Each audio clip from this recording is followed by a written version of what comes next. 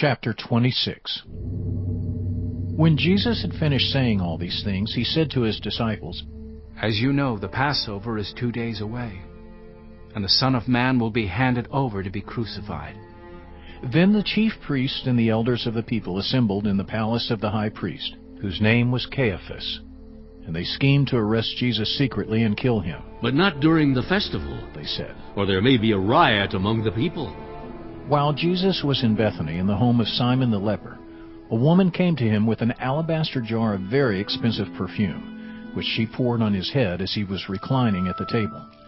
When the disciples saw this, they were indignant. "Why this waste?" they asked. "This perfume could have been sold at a high price and the money given to the poor." Aware of this, Jesus said to them, "Why are you bothering this woman? She has done a beautiful thing to me. The poor you will always have with you, but you will not always have me. When she poured this perfume on my body, she did it to prepare me for burial. Truly I tell you, wherever this gospel is preached throughout the world, what she has done will also be told in memory of her." Then one of the 12, the one called Judas Iscariot, went to the chief priests and asked, "What are you willing to give me if I deliver him over to you?" So they counted out for him 30 pieces of silver. From then on, Judas watched for an opportunity to hand him over. On the first day of the festival of unleavened bread, the disciples came to Jesus and asked, "Where do you want us to make preparations for you to eat the Passover?" He replied, "Go into the city to a certain man and tell him, 'The teacher says, my appointed time is near. I am going to celebrate the Passover with my disciples at your house.'" So the disciples did as Jesus had directed them and prepared the Passover. When evening came, Jesus was reclining at the table with the 12. And while they were eating, he said, "Truly I tell you, one of you will betray me." They were very sad and began to say to him one after the other, "Surely you don't mean me, Lord." Jesus replied, "The one who has dipped his hand into the bowl with me will betray me. The Son of Man will go just as it is written about him. But woe to that man who betrays the Son of Man. It would be better for him if he had not been born." Then Judas, the one who would betray him, said, "Surely you don't mean me, Rabbi." Jesus answered, "You have said so." While they were eating, Jesus took bread, and when he had given thanks, he broke it and gave it to his disciples, saying, "Take and eat. This is my body." Then he took a cup, and when he had given thanks, he gave it to them, saying, "Drink from it, all of you. This is my blood of the covenant, which is poured out for many for the forgiveness of sins. I tell you, I will not drink from this fruit of the vine from now on until that day when I drink it new with you in my Father's kingdom." When they had sung a hymn, they went out to the Mount of Olives. Then Jesus told them, "This very night you will all fall away on account of me. For it is written, I will strike the shepherd, and the sheep of the flock will be scattered. But after I have risen, I will go ahead of you into Galilee." Peter replied, "Even if all fall away on account of you, I never will." "Truly I tell you," Jesus answered, "this very night, before the rooster crows, you will disown me 3 times. But Peter declared, "Even if I have to die with you, I will never disown you." and all the other disciples said the same. Then Jesus went with his disciples to a place called Gethsemane, and he said to them, "Sit here while I go over there and pray." He took Peter and the 2 sons of Zebedee along with him, and he began to be sorrowful and troubled. Then he said to them, "My soul is overwhelmed with sorrow to the point of death. Stay here and keep watch with me."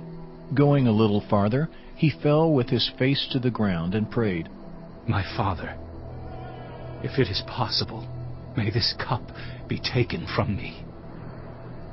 Yet not as I will, but as you will." Then he returned to his disciples and found them sleeping. "Couldn't you men keep watch with me for 1 hour? He asked Peter. Watch and pray so that you will not fall into temptation. The spirit is willing, but the flesh is weak."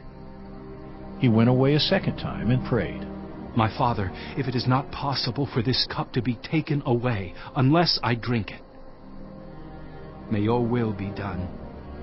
When he came back, he again found them sleeping, because their eyes were heavy. So he left them and went away once more and prayed the third time, saying the same thing. Then he returned to the disciples and said to them, "Are you still sleeping and resting? Look, the hour has come, and the Son of Man is delivered into the hands of sinners. Rise, let us go. Here comes my betrayer." While he was still speaking, Judas, one of the 12, arrived. With him was a large crowd armed with swords and clubs, sent from the chief priests and the elders of the people. Now the betrayer had arranged a signal with them. The one I kiss is the man. Arrest him. Going at once to Jesus, Judas said, "Greetings, Rabbi." and kissed him. Jesus replied, "Do what you came for, friend." Then the men stepped forward, seized Jesus, and arrested him. With that, one of Jesus' companions reached for his sword, drew it out, and struck the servant of the high priest, cutting off his ear. "Put your sword back in its place," Jesus said to him. "for all who draw the sword will die by the sword. Do you think I cannot call on my Father, and he will at once put at my disposal more than 12 legions of angels? But how then would the Scriptures be fulfilled that say, 'It must happen in this way'?" In that hour Jesus said to the crowd, Am I leading a rebellion, that you have come out with swords and clubs to capture me? Every day I sat in the temple courts teaching, and you did not arrest me. But this has all taken place, that the writings of the prophets might be fulfilled. Then all the disciples deserted him and fled. Those who had arrested Jesus took him to Caiaphas, the high priest, where the teachers of the law and the elders had assembled. But Peter followed him at a distance, right up to the courtyard of the high priest. He entered and sat down with the guards to see the outcome. The chief priests and the whole Sanhedrin were looking for false evidence against Jesus so that they could put him to death. But they did not find any, though many false witnesses came forward. Finally, 2 came forward and declared, "This fellow said, 'I am able to destroy the temple of God and rebuild it in 3 days.'" Then the high priest stood up and said to Jesus, "Are you not going to answer? What is this testimony that these men are bringing against you?" But Jesus remained silent. The high priest said to him, "I charge you under oath by the living God. Tell us if you are the Messiah, the Son of God." You have said so. Jesus replied. But I say to all of you, from now on, you will see the Son of Man sitting at the right hand of the Mighty One and coming on the clouds of heaven. Then the high priest tore his clothes and said, "He has spoken blasphemy. Why do we need any more witnesses? Look, now you have heard the blasphemy. What do you think?" He is worthy of death. They answered. Then they spit in his face and struck him with their fists. Others slapped him and said, "Prophesy to us, Messiah. Who hit you?" Now Peter was sitting out in the courtyard, and a servant girl came to him. "You also were with Jesus of Galilee," she said. But he denied it before them all. I don't know what you're talking about, he said. Then he went out to the gateway, where another servant girl saw him and said to the people there, "This fellow was with Jesus of Nazareth." He denied it again with an oath. I don't know the man. After a little while, those standing there went